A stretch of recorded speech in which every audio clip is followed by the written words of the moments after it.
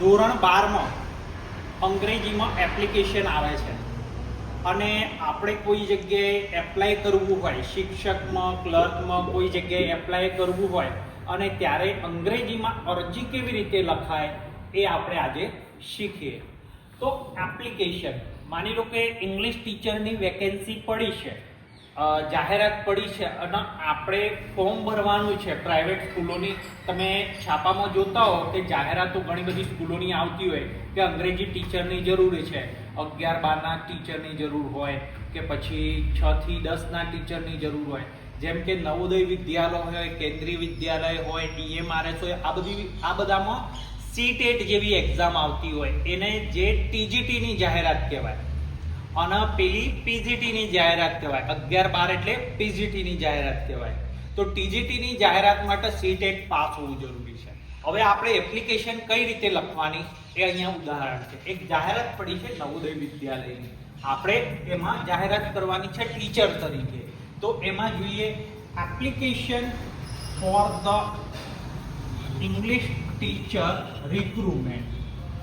English ટીચરની recruitment છે, જાહેરાત છે, એમાં આપણે અરજી કરવાની છે. એપ્લિકેશન, એમાં અહીંયા શરૂઆતમાં જે અરજી કરે છે તેનું નામ આવે, પછી એનું એડ્રેસ આવે કે ભાવેશ જે પટેલ, એક મેલ સોસાયટી બિહાઇન્ડ કોલેજ લીંબડી, અને આ પિનકોડ નંબર છે. પછી ડેટ છે 30/9/2025. હવે આમાં મોબાઈલ નંબર બી અહીંયા એડ કરી શકો છો, ઈમેલ આઈડી પણ એડ કરી શકો છો, પણ આટલું બેઝિક હોવું જોઈએ. પછી આવે છે ટુ કરીને. તમે ટુ એટલે કોને મોકલવાના છો. એમાં છે the principal, Jawahar Navodaya Vidyalaya, Dhrangadhra district, Surendranagar, અને એનો પિનકોડ. બરાબર. પછી છે રિસ્પેક્ટેડ સર કરીને લખી શકાય. એના પછી છે સબ્જેક્ટ આવશે. સબ્જેક્ટ એટલે વિષય, તમે શાના ઉપર અરજી કરો છો. તો એના માટે ખાસ આ વાક્ય યાદ જ રાખવાનું કે N application for the post of English teacher. બરાબર. અને એ કઈ પોસ્ટ છે? TGT. TGT એટલે હમણાં 6 થી 10 કહેવાય, પહેલા 8, 9, 10 કહેવાતું. હવે છે આપણે શરૂઆત કેવી રીતે કરવાની. આપણે જાહેરાત છે ક્યાંક જોઈ હશે એટલે આપણે રેફરન્સ આપવાનો કે અમે આ જગ્યાએ જાહેરાત જોઈ હતી. એટલે કેવી રીતે? With reference to your advertisement appeared in today's newspaper. મેં આજના ન્યૂઝપેપરમાં આ જાહેરાત વાંચી. I wish to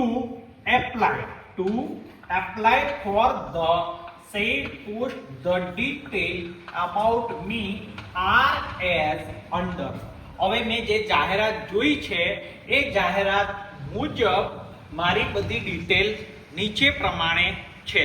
હવે જાહેરાત જોઈ ખરી, પણ એ કેમાં જોઈ? કોઈ ન્યૂઝપેપરમાં જોઈ હશે તો એ એડ ન્યૂઝપેપર. કયા ન્યૂઝપેપરમાં એડ જોઈ? Name and date. હવે ન્યૂઝપેપરનું નામ અને તારીખ આપણે મેન્શન કરવાની. ઘણા પેરેગ્રાફની અંદર તારીખ મેન્શન કરતા હોય, પણ આપણે અલગથી પણ કરી શકાય. મેં અહીંયા અલગથી તારીખ મેન્શન કરી છે કે કયું ન્યૂઝપેપર અને કઈ તારીખ. તો સંદેશ ન્યૂઝપેપર 29/9/2025. બરાબર. પછી નેમ છે ભાવેશ. હવે બાયોડેટા. હવે ડિટેલ મેં કીધું છે તો સૌથી પહેલા બાયોડેટાથી શરૂઆત થાય. બાયોડેટા નેમ ભાવેશ જે પટેલ, જેન્ડર મેલ. પછી છે મેલ એટલે પુરુષ, ફિમેલ એટલે સ્ત્રી, એટલે કઈ જાતિ. પછી એજ છે 36 વર્ષ. પછી 36 year. Birth date 15/5/1989. Personality dynamic, એટલે તમારે પર્સનાલિટી કેવી છે એ બતાવવા માટે. પછી આવે છે હોબી. હોબી કઈ છે?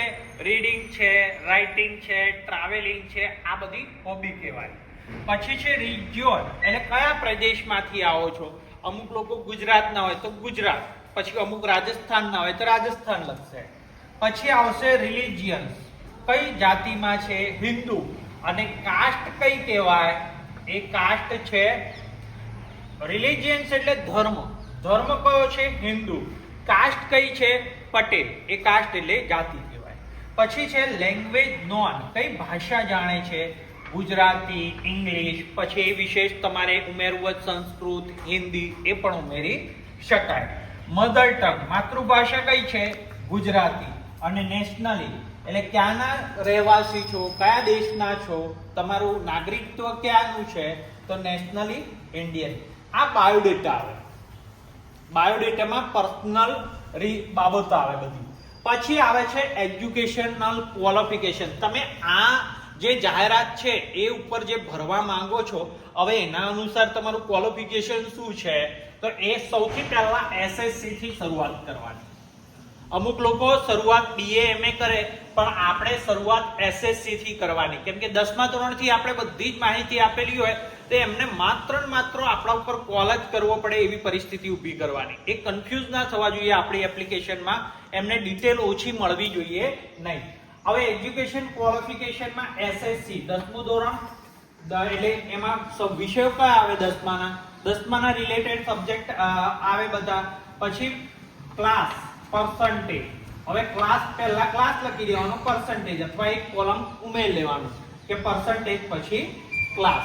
તો હવે પાસ ક્લાસ આવ્યો 50% આવ્યા હતા 10મામાં. અને બોર્ડ કયું લાગે? GSEB. અને પછી ઈયર વર્ષ કયું કહેવાય? 2004માં 10મું પાસ કર્યું હતું, 2006માં 12મું પાસ કર્યું હતું, જેને HSC કહેવાય. 8 જેમાં 60% એટલે ફર્સ્ટ ડિવિઝન આયા. અને GSEB ગાંધીનગર એ બોર્ડ કહેવાય. એના પછી છે BA. હવે 10મું ને 12મું માટે બોર્ડ હોય, પણ જ્યારે કોલેજ હોય ત્યારે યુનિવર્સિટી આવે. BA ઇંગ્લિશમાં 50% પાસિંગ માર્ક્સ આવ્યા. HNGU 2011માં પાસ કર્યું. MA ઇંગ્લિશ ફર્સ્ટ ડિવિઝન આવ્યા 65%. HNGU Patan 2013. BEd English distinction 84%. HNGU Patan 2014માં BEd થયું. અને CTET પાસ કરી ઇંગ્લિશ 70%. NTA. હવે આ બોર્ડ, યુનિવર્સિટી અને અમુક પરીક્ષા હોય. તમે BEd કર્યું હોય તો ગુજરાતમાં ટેટ ટાટ જોઈએ, સેન્ટ્રલ લેવલની સ્કૂલ હોય તો CTET જોઈએ. તો CTET કોણ લે? ટેટ ટાટ ગુજરાત ગવર્મેન્ટ લે, ગુજરાત બોર્ડ લે. જ્યારે CTET કોણ લે? NTA, નેશનલ ટેસ્ટ એજન્સી લે. એ 2024માં એમણે પાસ કરી. હવે એજ્યુકેશન ક્વોલિફિકેશન પર તમે આ જોબ લેવા માંગો છો, તમારા જોડે અનુભવ છે? હા છે. એક્સપિરિયન્સ લખવાનો મુદ્દો. Experience. I have been serving as an English teacher at Limbડી for 1 year. તો મેં લીંબડીમાં ઇંગ્લિશ ટીચર તરીકે કામ કર્યું 1 વર્ષ માટે. પછી એક્સપેક્ટેડ સેલેરી, મને પગાર કેટલો જોઈએ? એજ પર ગવર્મેન્ટ નોર્મ, મને ગવર્મેન્ટ નોર્મ જેટલો પગાર જોઈએ. પછી રેફરન્સમાં કોણ આવે? શ્રી TM શાહ. હવે દાખલા તરીકે મારે નોકરી જોઈએ છે, પણ મને તો સ્કૂલ ઓળખતી નહીં, પણ મને કોઈ ઓળખીતો છે તો ત્રીજી વ્યક્તિ જોઈએ. દાખલા તરીકે આપણે પોલીસ સ્ટેશન જઈએ, પોલીસ સ્ટેશનમાં કોઈ ગુનેગાર, હું ગુનેગાર હોઉં અને પોલીસ સ્ટેશનમાં પછી મારા જામીન માટે કોઈ ત્રીજી વ્યક્તિ આવે. એવી જ રીતે આમાં ઓળખે કોણ છે તમને એ બતાવવા માટે રેફરન્સ કહેવાય. તો રેફરન્સ છે Shri TM Shah, principal Limbdi high school. એ લીંબડી હાઈસ્કૂલના પ્રિન્સિપાલ છે, મને ઓળખે છે, એ મેં મારું રેફરન્સ આપ્યું. એના પછી છે છેલ્લે આપણે રિક્વેસ્ટ મૂકવાની. કઈ રિક્વેસ્ટ મૂકવાની? આઈ હોપ, હું આશા રાખું છું કે you will honor will consider my application and send me the interview call. અને તમે મારી એપ્લિકેશન સ્વીકારીને મને ઇન્ટરવ્યુ કોલ માટે બોલાવશો. થેન્કિંગ યોર એન્ટિસિપેશન.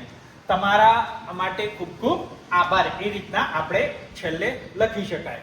પછી અહીંયા આવશે યોર સિન્સિયરલી. અહીંયા કોણે અરજી લખી છે? ભાવેશ જે પટેલ, BJ પટેલ. બરાબર. હવે છેલ્લે આપણે ગુજરાતીમાં બી અરજી લખતા હોઈએ બીડા, કારણ કે તમે આ ડિગ્રી બતાવો છો, ડિગ્રી તમારે પાછળ જોડવી જરૂરી છે.